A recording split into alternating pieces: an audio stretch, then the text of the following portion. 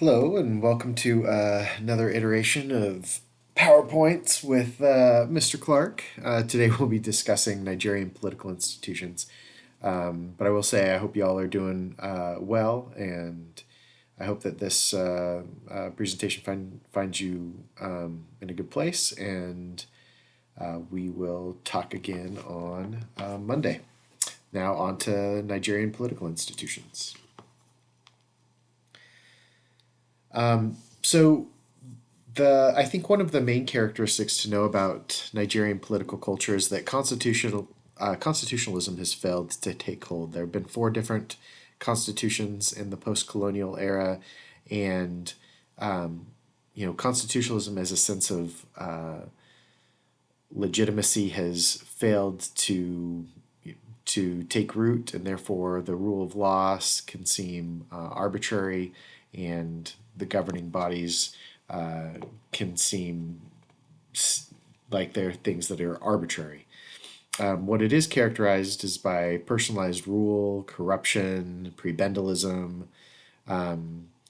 Just like in China and Mexico, patron clientelism is a very big deal, but corruption is even more important and more rampant in Nigeria.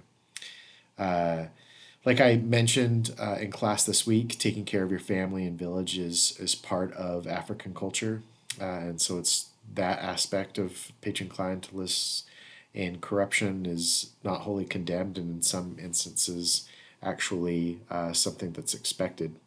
There's a huge gap that exists between rich and poor, and the signs of economic growth, especially social mobility, is very stagnant. There's also a struggle for oil resources, and those are largely defined by Nigerian politics. We discussed this week the Niger Delta in the southeast of the country. It's both the poorest region and dominated by ethnic minorities. Even though this is Igbo's territory, the ethnic minorities are the ones who populate around that area and have more of control. I will say that among educated elites, there is some sense of national identity, but the legitimacy of Nigeria as a country is based much more on its results than the process. And so it's always subject to change with the downturn of the economy or some other form of destabilization. So there are some major political cleavages that exist. The first one is obviously ethnic. There are 250 to 400 separate ethnic groups in Nigeria.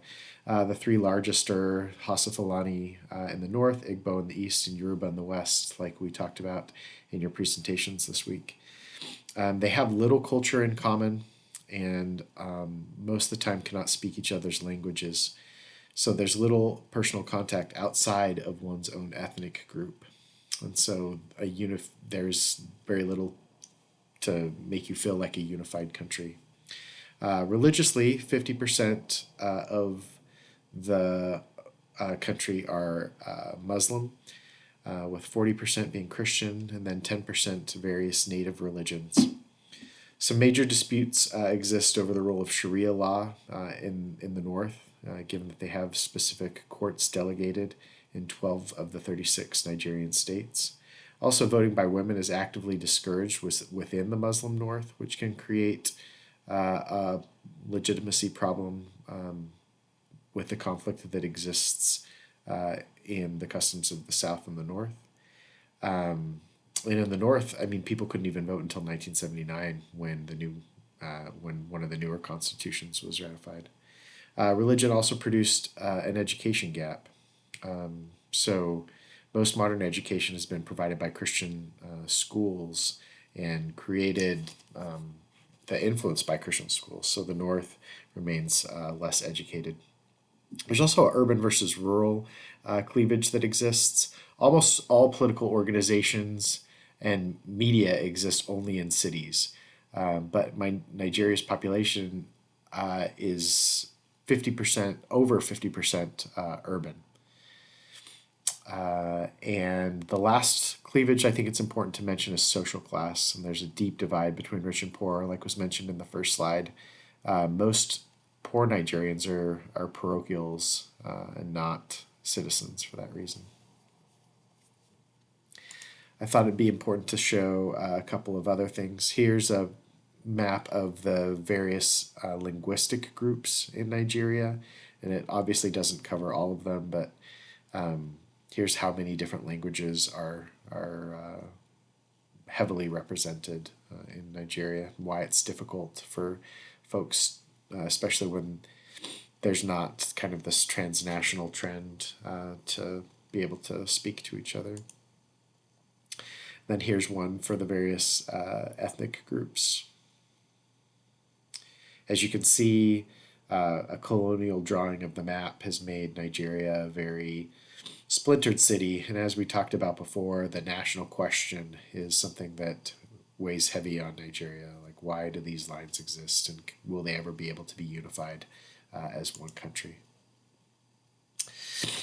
So the political institutions that we're going to discuss today are the three distinct branches, and I think you're going to recognize the system that was put in 1979. The three distinct branches are the legislative, executive, and judicial, and the powers are supposed to be vested in the Constitution. The National Assembly, the President, and the federal courts also include the Supreme Court, respectively, in the Constitution. The leader of Nigeria is the President, and a lot more power is concentrated in that position, similar to Mexico, and probably more so than Mexico. The founding document is called the Constitution of Nigeria, and the court is the main court is the Supreme Court. So it's in theory a federal political system, and it's supposed to have organizations at the local, state, and national levels. There are 36 states, there are 774 local governments, but federalism and checks and balances don't operate like you would expect them to in a government that's fashioned after the United States. Let's discuss the president specifically first. So in 1979, the parliamentary system was replaced by the presidential system. The prime minister couldn't gain the majority in the parliament to rule effectively. And as you could see from the maps above, the country is so splintered that this idea of being able to proportionally represent someone that would be able to take control of a majority ended up being a pipe dream. And so they thought that the presidential system could have a better result. And so they transitioned to the United States system in 1979. President can serve for 2 terms. Each term is 4 years long. So after the first successful presidential election in 1979, in 1983 there was a coup, and military leaders continued rule over Nigeria until 1999. So you had a military president as opposed to one that was democratically elected.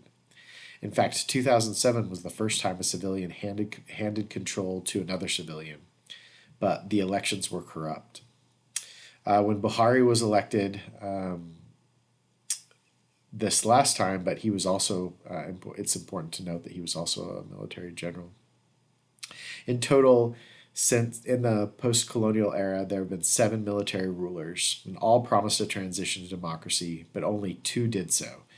They were Obasanjo in 79 and Abacha in 98 that came through on those promises. Right now, there are no real congressional or judicial checks on the president, with one clear abnormality when Obasanjo wanted to run for a 3rd term in 2007. He was turned down by the legislature, which is a positive sign in the direction of providing a check, but we'll deal with that more later. Patrimonialism is really the name of the game, and where the cabinet is chosen, there's no Senate confirmation, and because the cabinet exists in a parastatal system, the bureaucracies oversee and to have control over much of the economy, then it very much becomes a spoil system where bribery is common and corruption is near universal. Like in Mexico before the 1980s, the government agencies are parastatal, but what that means is corporations are owned by the state and designated to provide commercial and social welfare services. Boards are operated by the governments, and even though they're supposed to be private, they include some of the systems that they include are public utilities, transportation, steel, petroleum, and defense products. There are some private industries not regulated by the cabinet, but the bureaucracy associated with the president is entirely powerful and runs a vast majority of the economy. Another way to characterize this is a state corporatism. What this means is much of the economy is controlled by the government through that parastatal system, and controlling interest remains in the government. Let me give you an example. So electricity is a big one that the state's in charge of. Obasanjo, during his presidency in the early 2000s, created something called NEPA, N-E-P-A, for electricity. And to demonstrate kind of the inefficiency and disrespect that exists in, or confidence in those governmental organizations like public utilities, Nigerians cleverly made the NEPA say never expect power again. Well, after Obasanjo left, they rebranded and called the state-owned electrical company the Power Holding Company, in which the Nigerians now refer to as please hold a candle, meaning there's no power, so we need candles. Let's talk about the legislature. So the current iteration of the legislature is called the National Assembly, but the legislature has taken several different forms since independence and has been disbanded a number of times by the military rulers. In 1979, the Parliament gave way to the National Assembly. 4-year terms exist in both houses, and elections are held about a week before the presidential elections. They are called the State and the House of Representatives, so it's very easy to remember. There are 36 states in Nigeria, and the Senate, so there are 3 senators from each one. So the Senate has 109. Some of the same criticism of the Nigerian Senate exists in the United States Senate, and that is that it's not proportional to the amount of people in the country. So small populated states have just as much power as largely populated states. The House of Representatives has 360 members. To give you an idea of the lack of progress for women's rights in the country, only 20 of the 360 are women, and only 7 of the 109 senators are women. It is important to note that the National Assembly has recently interjected itself to gain some power, even though, like I mentioned above, the check on Obasanjo in 2007 that prevented him from running again. The Senate president, but some other things to know is that with power and allocation of funds, that corruption is something that exists. For instance, the Senate president in 2000 was removed for accepting kickbacks, and the Speaker of the House in 2011 was investigated for misappropriating $140 million. The next is the judiciary. The Supreme Court is the largest court in the land. And as it was first set up, the judiciary had a lot of autonomy. But when the military rule came in, they overruled a lot of that, and they got rid of a lot of the qualified judges. In a lot of instances, when the military generals first came to power, they would create quasi-judicial tribunals that were outside the regular judicial system. They would then put cronies to take the place of real judges. And so the lasting effects of that Nigeria still feels today, because a lot of the judges don't even know a lot about the law. And so it's not the most efficient of systems. Judicial review still exists today in theory. And one of the interesting aspects is because you have kind of the separate Sharia law that's respected in the north, there are Sharia courts that go alongside traditional political courts in the North, in the 12 North states that have a Muslim majority. A couple of historical events that are important. In 1993, Mashoud Abiolau won the presidential election, but it was annulled by Babangida. And the judges over the courts overseeing that allowed for the detainment of Abiolau, and he actually died in custody. Then in 1995, Ken Saro-Wiwa and 8 other Agonists were hanged under orders from a court arranged by the military. So the court has been more of a hand of whoever was in charge, be it the military leader or the president or the military leader at the time. But there has been an increase in independence of the court system, again in 2007, with the widespread expectation that corruption existed under Adua's election. The courts were given the ability to investigate and make rulings over that election. So there are signs that there are some judicial review that is possible for the court. Well, you are not going to have to know political parties on the AP test this year, but I think it's worth mentioning a little bit about their political system just so you know how elections work and such. Let me go back. Political parties in Nigeria are divided down regional and ethnic lines. And so the factionalism and number of different ethnic groups has meant that there are so many political parties that it's impossible to keep track of or develop any kind of coherent political identity. Most of the political parties, too, appear around powerful individuals. They're personality driven. And so when those people go away, so too does the political parties. The two major political parties of 2015, though, were, as you can see in the slide, the PDP, or the People's Democratic Party. And the people that have been under that party were Obasanjo, Adua, and Goodluck Jonathan. And then the other one is the All Progressive Congress, and that has been an alliance of 4 oppositional parties to the PDP, and the current President Buhari is an example of the All Progressive Congress. Something that's interesting is that usually to gain political success at the presidential level, you need kind of the support of 2 out of the 3 ethnic groups. And so the PDP, for instance, is a political party that originated in the north, but it still ran Obasanjo, who was a Christian, and a Yoruba as their political candidate. Also, Goodluck Jonathan was a Southern Christian.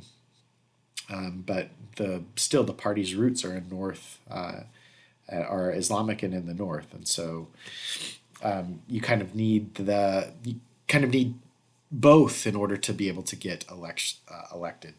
I also wanted to talk about the INEC, or the Independent National Election Commission.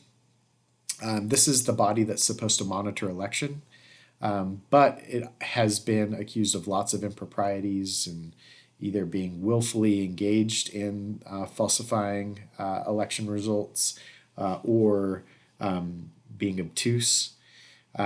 There was some success when a man named Tahiru Jega was an academic who brought some respect to the institution in 2011. And in that election was able to discount some crazy irregularities, like when a town only had 4,000 people but reported 50,000 votes. And that brought some respect to the elections of 2011 and 2015, as well as 2019, that 2007 didn't have. All right, let's discuss a few interest groups briefly. The first one are labor unions, which is the sign to the right there. But labor unions are an active interest group in Nigeria. And they were really strong during the military oppression of the 1980s, but they've really made a comeback. And in 2007, they orchestrated a general strike of workers in cities across Nigeria to protest the hike in fuel prices and taxes. One thing to know about Nigeria, just like Iran, Oil is heavily subsidized, so it's sold way below international costs, and it's subsidized by the government in this kind of a similar way to our agricultural system in the United States. And the West wants them to stop paying for the government paying for all of this because they want them to pay back international debt. Nigeria, as an aspect of being a failed state, is its economic system has been restructured and set up to pay back its loans from the IMF and World Bank, which creates. We've kind of discussed dependency theory before, but definitely makes Nigeria dependent on the West and makes some of the, cripples it probably indefinitely and makes it very dependent on the West for success.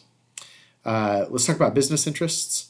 There's a state-run spoil system, as we mentioned before, but there are areas of the economy that want a freer economy and lobby for that. They include manufacturers, butchers, and car rental firms. But they, aren't controlled by the bureaucracy of the government. They would like to see something that's freer so competition can reign, and that instead of backroom deals, that supply and demand can dictate prices so the economy is healthier. Human rights groups. So in the past, university students, teachers, civil liberty organizations, and professional groups like doctors and lawyers have come together to protest. One of the most successful ones was the military leader Abacha, calling for, in the 90s, and they called for a democratic transition. But these are groups that have a lot in common in terms of education and interest, and they could come together and could make a basis for good democratic reform in the future. So that's one coalition of human rights group or separate entities that aren't really aligned currently that could kind of be brought together really quickly. The last one's mass media. And so one thing that separates Iran and China and Russia from Nigeria is that it has a free media. There was an attempt to regulate that media and shut down some of it in 1994, but really the media gets to report what it likes, and it covered like step by step the 2007 election